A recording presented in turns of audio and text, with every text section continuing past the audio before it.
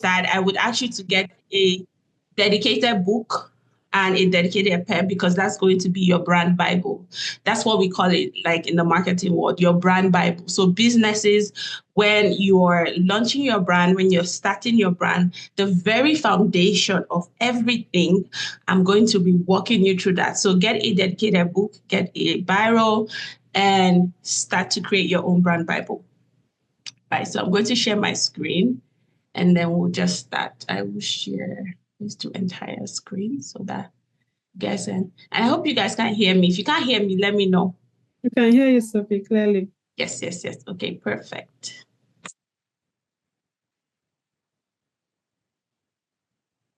Okay. Okay, so welcome to one of the most important launch and learns that you're going to have to help you prepare better for 2025, right? Because getting the degrees and getting the certifications and getting, more knowledge and advancing and experience and skills and expertise, if you don't know how to embody and if you don't know how to stand out in the market, sometimes you might just merely get a slice of the cake, but now I'm teaching you how to get the whole big pie and the whole cake, right? So welcome to leveraging digital branding, how to stand out in a competitive market. And this is basically to empower professionals and businesses to shape their legacy, right? So sometimes you're going to hear me say, as a professional, you should do that. As a business, right? There are going to be differentiations, right? Because there are certain things that, although I like to teach, when I teach businesses branding, I like to teach them how to personify the branding, right? Just like a human being would want to talk or want to relate with people, want to engage with people in the digital space. As a business, you should be able to personify your branding to relate with people and not just be business like, right? So we're going to start. So hi, Sophie Moka, and then we begin. Okay. So what I'm going to walk you through today is building your brand, the very first steps, the foundation. I will scratch the surface of that a little bit and then you can build, and I will give you an exercise at the end so you can be able to create it. And then the second steps, who are you branding for? Whether you're a professional or you're a business person, business owner, right? Who are you branding for? Who are the people that you want to target? And how do you shape your branding? How you show up online, how you embody this. It's not a fake it till you make it branding or character kind of thing. Is I have a goal, I have where I want to go, and then I am going to reach that goal before I get there, right? I'm going to embody that vision, embody that goal before I get there. So you're going to learn who you're branding for and how to shape your branding to fit them.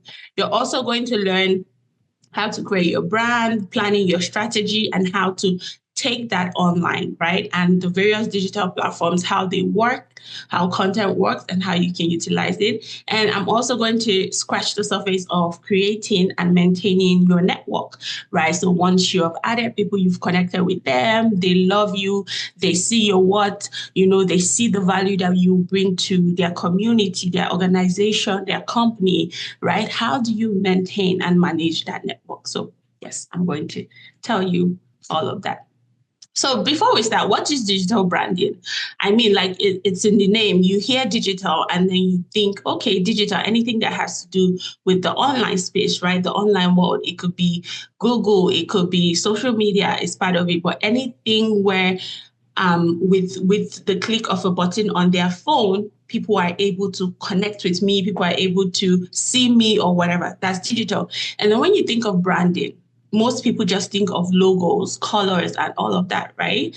But they forget the identity aspect of branding, the credibility aspect of branding, and then digital is the visibility part. So this just breaks everything down. So digital branding encompasses identity. What is this thing that is being branded online digitally? What is it? Like what is the worth of that thing, right? And then let me move this so that you guys can see, okay? What the brand is all about. What are they branding? Is it a person? Is it a business? Is it a product? Is it a service? It's the identity of that thing, right? And then the visibility aspect is where the brand can be found. and of course, digital platforms. And some of the popular ones we have now is we have YouTube, we have Instagram, we have LinkedIn, we have Facebook, we have our almighty Google search, we have TikTok, right? Where can that brand be found? Where can that brand be dominated, right? Where can people click on and then they eventually know you, that even when they see you offline, off digital platforms, they can already engage and connect with you. Sometimes in my company, I have clients, right? And sometimes they just see me online. They engage with one of my content, or they see me on LinkedIn. They haven't met me personally, but they maybe schedule a meeting. They want to meet me. They want me to talk about my services. And then I meet them. And it happened to be one day I was at a big, it was a trade event. And this white lady for a non-for-profit organization contacted me on LinkedIn, and she wanted to talk to me. And it was that era where everything I was doing to create my content and everything, I was intentional about just being all blonde and, pink and all of that too, which was part of my brand. It was a consistent color at that time. And she called me and she was in front of me. And the first thing she said was like, because I was wearing something different. I had black hair. I wore a black outfit. She was like, I have only known you from LinkedIn and from your content for your videos. So the first thing I expected to see, I looked into this big trade center. I was like, I'm looking for someone with a blonde hair and pink lipstick. That's all I was looking for. And I laughed. It might sound flimsy, but it's part of branding, and it was intentional at that time, right? And then we also talk about credibility, the worth of a brand. If you see yourself now the way you are, right? You go on whatever digital platforms that represents you. When people see you, when you see yourself, right? What do you think you're worth, right? Are you willing to pay yourself what you feel you are worth? That's a question. That's a food for thought. That's a question you have at the back of your mind when you're thinking of how you want to embody your brand and how you want to be perceived online and the value that you're attaching to who you are, right? If you look at yourself, look at your digital platform, look at your LinkedIn profile right now. Are you worth that amount of money that you want to be able to earn at the end of it all, right? Okay, so why does digital branding matter? I've touched on this a bit, but one, the market is competitive and standing out is definitely essential. I'm going to take Salesforce, for example. Most of us here, met each other or know each other from Blackforce and taking one or two Salesforce certification programs, right? And now we know how saturated the market is that when you find one Salesforce job, especially on LinkedIn, and you click on it, 100 people have applied, 200 people. Yes, they say once people see it, it counts as application, but we know how many people are applying for that job, either on that digital platform, LinkedIn, or even outside, maybe from Indeed, ZipRecruiter, or the remote places, right? So the market is so saturated now, even when we thought Salesforce was a space where is reserved for many, let's quickly get on board with it, right? Let's quickly be the experts, in that field. But it's now saturated, and we're seeing that standing out is essential. And there are different ways to stand out. And I will break it down because you have to break down your goals to standing out in the market. And it has to be with a lot of research has to be done to see what the market is in demand for, right? And branding also empowers you to control and influence how you're seen. When you decide to brand yourself, you control the narrative of how people see you, not fake it. You can be authentic, but you also control how people see you, the value of your worth, right? And then it's your ticket to choosing the career of your dreams. For some of us that moved here to Canada, or whether you're in the UK, you're an immigrant, or you're in the United States of America, you're an immigrant, right? What we want, we came here in search of a better life. We came here for security. And if you're in Nigeria too, you're also searching for security. You're also searching for, a better stable status for your family. You want to be able to provide. You want a bit of freedom to do things, to travel, to know that you came, you saw, you conquered. So branding also helps you choose the career of your dreams that gives you the opportunity to earn the money that you deserve, the 6-figure, the 7-figure, the 8-figure that you deserve, right? And then it helps you build credibility in that field. And this is not just, oh, I'm branded because I want to become an influencer in that field. No, it's I'm branding myself and embodying who I really am. I'm showcasing my skills, my passion, my talent, because I want to win in this field. So it's not really about I want to garner followers. If you want to, that's fine. It's part of it. It's a byproduct of branding yourself and embodying yourself, right? In digital platforms, you get followers, you get likes, you get people call you to come and speak at events, you be able to choose your careers. You have so many offers, you get money, and you're able to diversify your income, your earning potential, right? So it's not just about, most people, when we say, oh, brand yourself, even as a professional or as a business owner, they think join the influencer community or become an influencer. You would naturally become an influencer when you brand yourself, right? Once your value, your skills, your talent is placed on a pedestal, it's a byproduct of it. People are drawn to value because they need it, they want it, they want to be among that, they want to be in that community, the fear of missing out, right? So it also helps you create your brand from anywhere, right? Digital brand is an opportunity to create your brand from anywhere, at home, with your phone, whether you have a camera, anything, right? And digital platforms are free right now. Only on LinkedIn, like if you want to, upgrade to the professional and everything, you have to pay extra. But you can be on those platforms for free.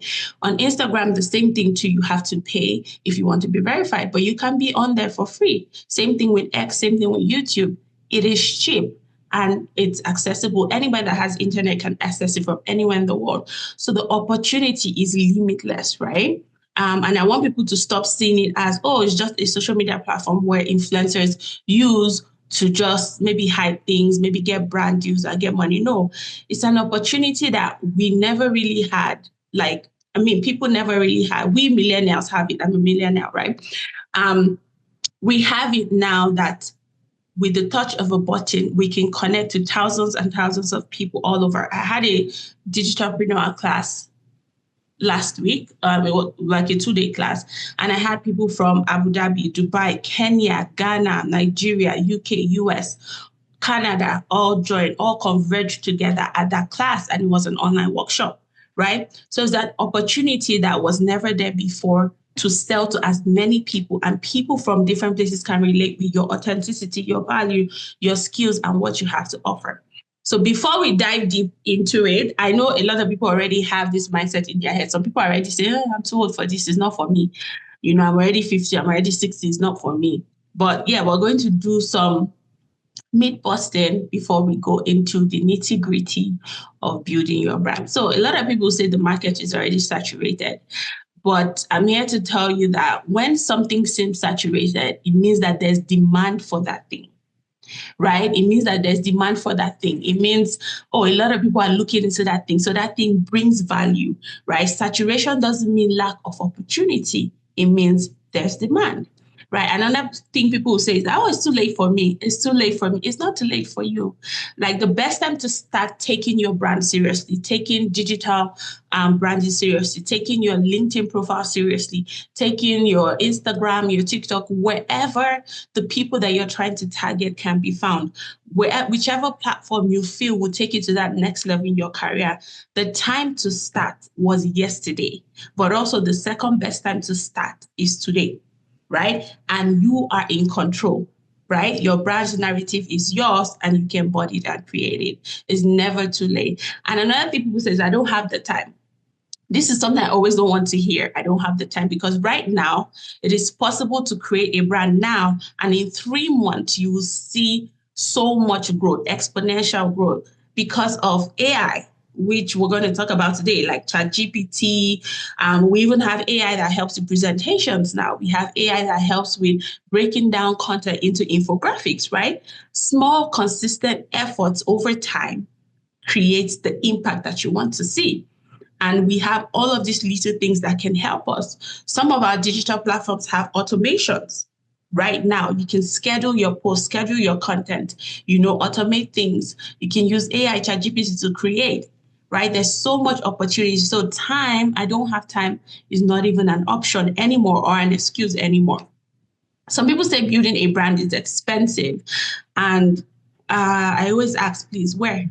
Show me. I want to see where is expensive, because a long time ago, building a brand was for big companies, which is some of the things other people say too. It's for big companies, it's for big personalities. You have to be an actress, you have to be an influencer, you have to be maybe a politician. No, it's not. If you want to stand out in the market, whatever market you are, it's essential to have a brand. What do people know you for when they see you? How do people perceive you? And this is not, trying to fit into people's definition or narrative about you that is false, right? This is more about value and worth of the thing that you offer as a business, the service, as a professional, the career, the skills, the expertise that you offer to get ahead in life, right? We've talked about social media platforms that are cheap to start. Like, you have your phone already. You don't even have to go to the next level to buy a professional camera to create content. You don't even have to do video content if you don't want to. There's several platforms that wins with. Some win with video, some win with just text, some win with graphics, right? Some just win by you staying active and constantly connecting with your network, right? And the people in the space that you want to attract. So let's get into building your brand and the first steps. So we're going to talk about identify, credibility, and then visibility. Visibility in the aspect of the digital platforms, how they work, and how you can incorporate them in your brand, in your life, in your career, to showcase your skills and your expertise. So the first step is identify. A lot of people, so I hope you're writing now, because grab your digital Bible, which is the book that you have, because you're going to constantly, as you start on this journey, you're going to constantly come back to this brand Bible and go through everything that you have read and implemented. Because as you build the brand, sometimes you want to tweak things once you get into your own and start to discover more about who you are. But a lot of people are always confused on the internet, and like, I'm so frustrated with Instagram. I'm so frustrated with LinkedIn. It's not working for me. It's for some other kind of people. I don't think I have the tech skills or the knowledge or the advantage that other people have. And that's because, first of all, they haven't gone through the path I'm about to show you, which is the foundation. Before you take your brand online, before you start to do anything, there are certain things you have to know about your brand and who you are, right? And this is a quote I like to tell people: you can change how people see you and attract the right people that value what you offer and trust you to deliver that offer. For companies, for organizations, for businesses, for professionals, it's true. So identifying and discovering your brand is 60% of building your brand. It's 60% of it. Most people think is the stress of recognizing which platform works best. It's the stress of recognizing how to create content on that platform, how to even connect with people, how to meet people, how to build the confidence that I need to embody the brand. No, it's identifying and discovering your brand. What's your brand? Who are you, essentially, right? What are your unique passion, skills, and talents and creativity, and the things that make you who you are? You can be passionate about a knowledge that you've acquired. You can be passionate about project management. You can be passionate about Salesforce. You can be passionate about communications. You can be passionate about marketing, PR, but all of those things tie into, there's a reason behind it. There's a why you're passionate about that.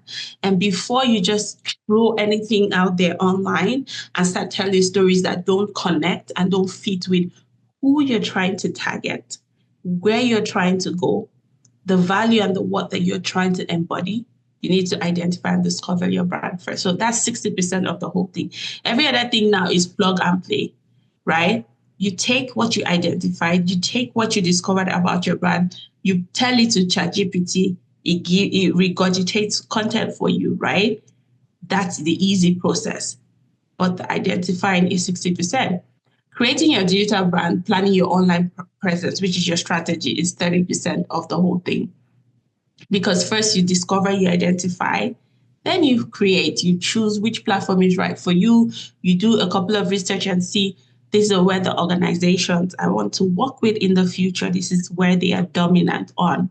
Maybe it's LinkedIn, maybe it's Instagram. I want to connect with them. Maybe it's TikTok, maybe it's X, right? Taking what you've identified and discovered on digital platform is 30%. And then we have managing your digital network, which is your well-oiled machine, right? You identify, you discover, you create those values, then you start to put it out on your digital platform of your choosing after your research, right, and your strategy. And then 10% of that is just managing it, maintaining it, scheduling it, creating content, and all of that. So start to shape the brand that is worthy of your money and purpose that you deserve. So identify an identity. What is it all about, right? So there's something I teach in my class, which is called the PSK method. And these are people that I teach from scratch, people that have business ideas or want to start a business, or they want to earn extra income, passive income, recurring revenue, or they just want to change where they are. Some people feel like, oh, customer service management is where they are, but they have certain passion, skills, and knowledge that have been acquired along the course of their career that they can, use to brand themselves, create that word and value, and move to the next stage of their career. I've seen people just brand themselves online exceptionally without extra certification, without anything, and they get the job of their dreams, the job they've always wanted, which is Google. There are so many examples, but I didn't want to infuse them here so that I'm not teaching how to embody or be like someone else, but I'm going to show you like a couple of examples on LinkedIn. But so what is the PSK method? So the PSK method is passion, skill, knowledge. And how we teach it is passion is what do you love doing? What excites you, and what value defines you, right? Defines you, right? So what are your passions? What you do is now in your brand Bible, I want you to write PSK, right? So on top here, passion, here, skill, here, knowledge. And I want you to list all of your passions on there. All the things that you think that you're passionate about. It can be a knowledge that you acquired, right? You're passionate about. It can be a talent that you have, you're passionate about. It can be topics, political topics. I'm passionate about politics, so I'm passionate about faith. I'm passionate about Salesforce project, whatever it is, write all of your passion on there, whatever you're currently passionate about now. And then under skills, I want you to write what you're naturally good at.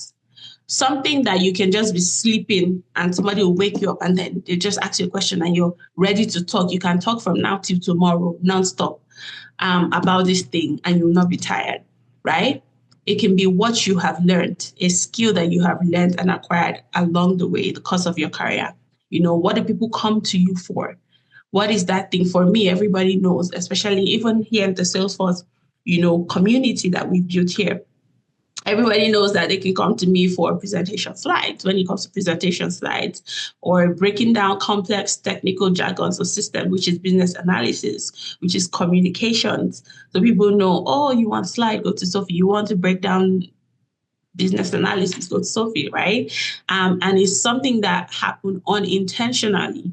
But when is a brand and a value and your word that you embody is going to show up everywhere. The same way you're going to take it online is going to show up everywhere that you are, however you position yourself, right? So what problem do you solve for others too? I want you to write it under your skill. So you have your passion, you have your skill, and now under knowledge, I want you to write, what do you know deeply about? What experiences have shaped you? I would say again, you can write Salesforce. It can be business analysis. It can be project management. What experiences have shaped you? Which new knowledge have you acquired? So under passion, you write your passion. Under skills, you write those things. And under knowledge, you write those things. And I'm going to tell you how it converges. So what you do is, I'm just going to go back to that slide. What you do is whatever particular thing. So for now, if under passion, you wrote, I'm passionate about Salesforce, right? And then under skills, you wrote, Salesforce is a skill too.